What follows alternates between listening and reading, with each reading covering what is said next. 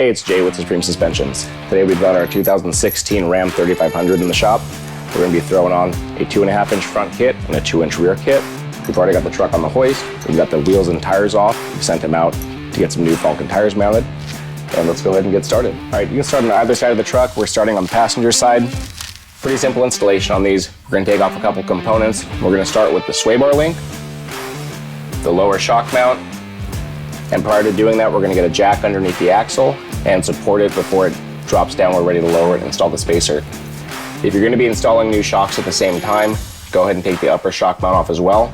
In this case, these shocks are still decent. We're going to be using our shock extender kit for the front of this truck.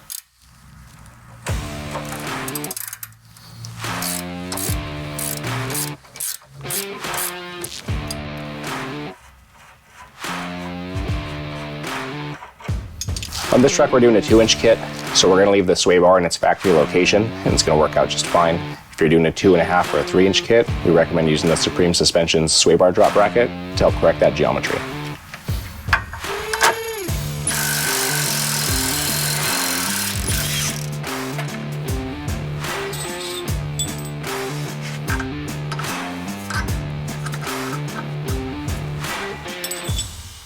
Now we're going to slowly lower the front axle with the jack that we were using to separate the spring from the spring perch in the axle.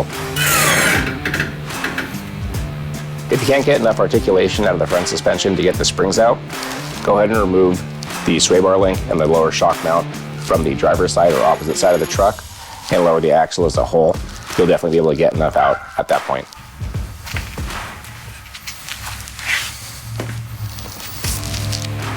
All right, so we're ready to get the front spacers installed. There's a few things to do to prep for that. We're gonna take one of the front coil spacers, the retainer tab, and the longer bolt. We're gonna pass the bolt through the spacer and start to thread the retainer on. Not all the way, just about to the top of the threads. That's gonna let us tilt it up into the coil perch on the truck. The other thing we're going to get ready is the smaller hardware that's included. This is going to retain the spacer to the frame of the truck in the old isolator hole. We suggest doing it with the bolt from the top down to make it easier to access. You can use the bolt and one washer.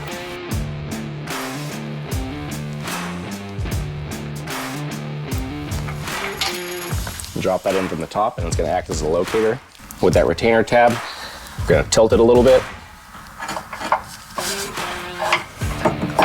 Come forward, up, and it should sit above the coil perch. We're going to line the spacer up with that new piece of hardware. And while holding on the retainer tab, we're going to go ahead and start to tighten that long center bolt that went up through the middle.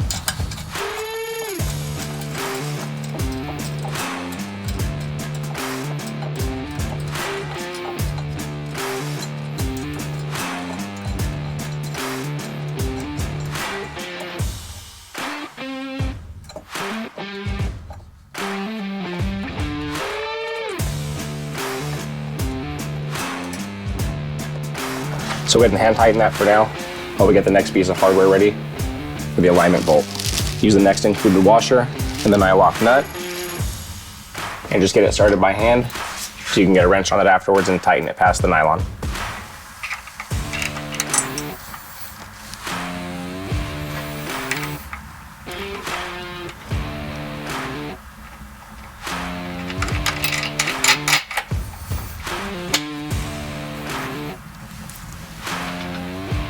So now we're going to come back and tighten both of these. This one in the center does not need to be extra tight. You only do that to about 20 inch-pounds, if not less. It's just to help locate the spacer to the truck.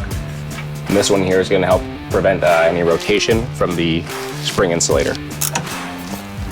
It's pretty easy to get your hand up on top over the coil bucket. You can hold that retainer tab if it starts to spin on you, but for the most part it's self-retaining. Go ahead and just snug it down. And we're going to get the anti-rotation.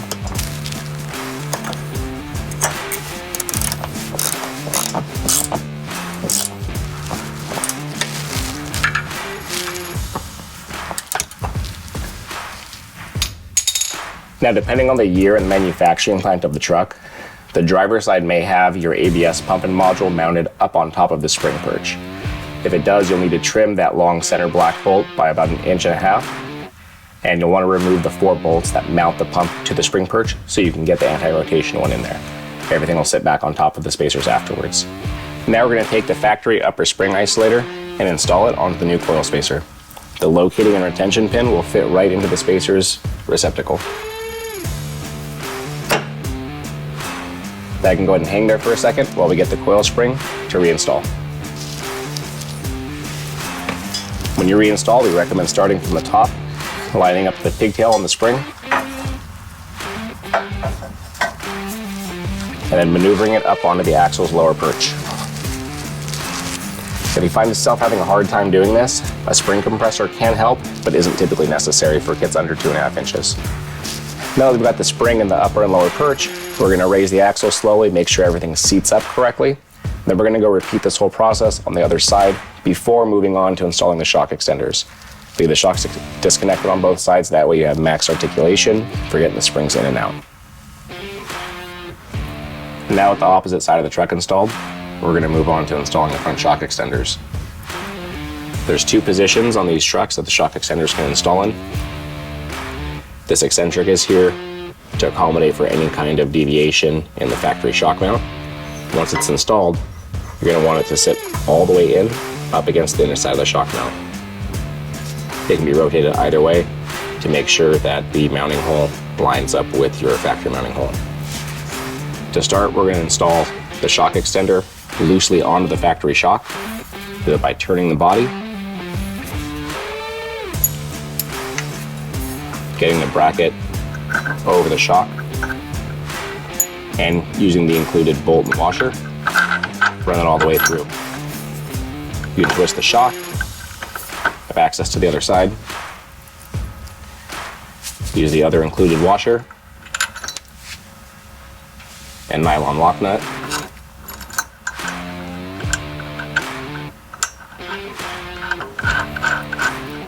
We're going to go ahead and leave that loose for right now. We're going to turn the shock body to align it with the shock bracket from the factory, and we're going to install this with the bolt head on the inside. That provides enough clearance for the radius arm as you're cycling the suspension up and down, not to make contact with the threads. Once you get everything kind of loosely aligned, you're going to use the floor jack and raise the axle up until it lines up.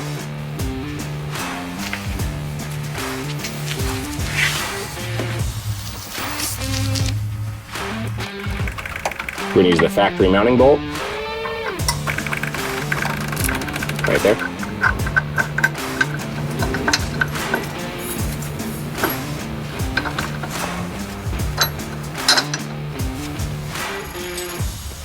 And the factory flag nut on the back side, just like it came out from original.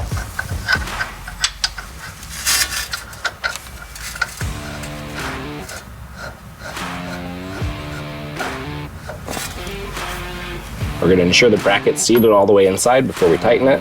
Just go ahead and hold it in. And that flag nut's going to hold the nut on the back side while you tighten everything down.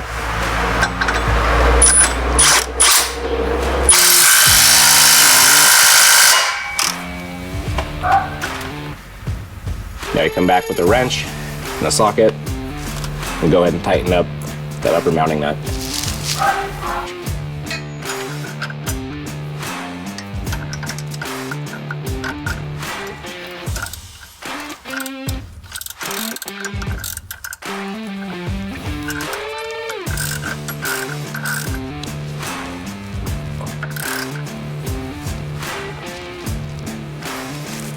With the shock extenders installed on both sides, now I'll go ahead and raise the axle up slowly so that we can reattach the sway bar to the factory sway bar links.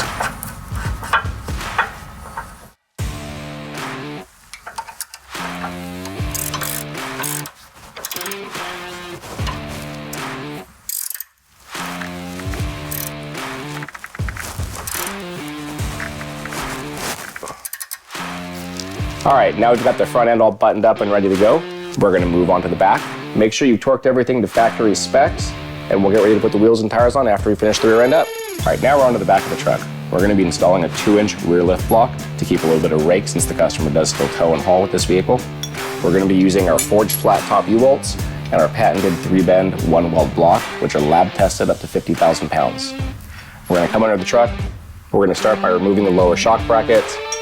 Then we're going to remove the 4 U-bolts from the factory, and we're going to use a jack to slowly let down the axle to make space for the block. Let's go ahead and get started.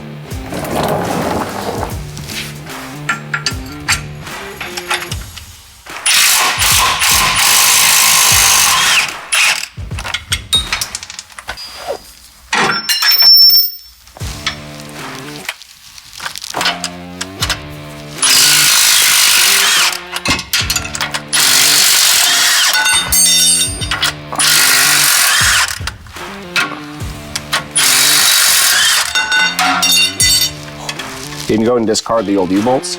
We are going to retain the top plate as we're going to use that for reinstallation. All right, we're going to use the jack to lower the rear axle slowly so that we have enough space to install the rear block.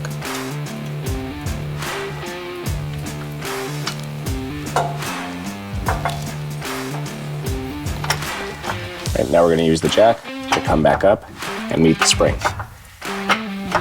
You may have to apply a little bit of pressure to the spring to get everything to line up once you get close enough. Now we can go ahead and install the new U-bolts. So with the factory upper U-bolt plate, the manufacturing process leaves a slight bit of flashing inside of most of the holes.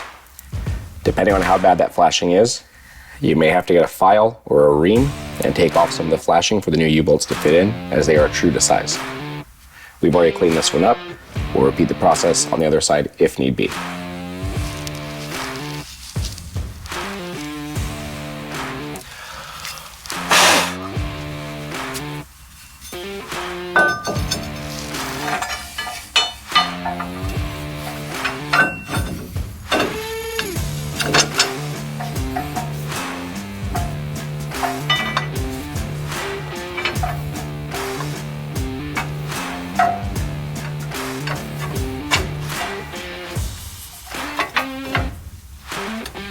So now we've got the U-bolts loosely installed.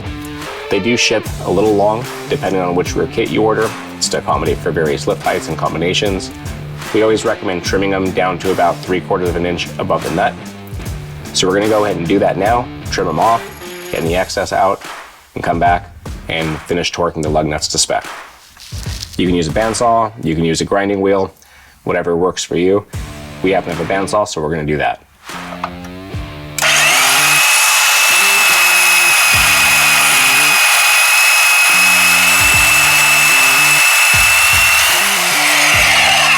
We're going to hit it with an impact just to suck them up real tight, and then come back with a torque wrench.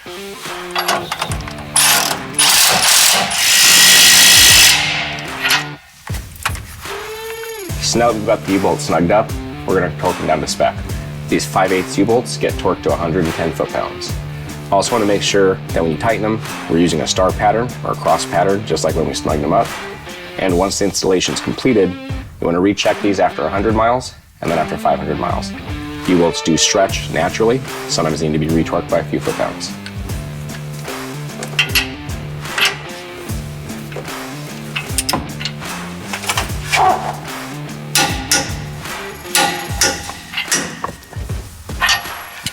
All right, now let's go and repeat the process on the other side. We'll be ready to go. All right, we've got both sides in the back buttoned up now. U-bolts are torqued down, lower shock mounts are reattached, and we're ready to reinstall the wheels and tires. We've got an awesome set of Falken Wild Peak AT3s, going up to a 33-inch from the stock 31. Let's get them on and see how this thing looks.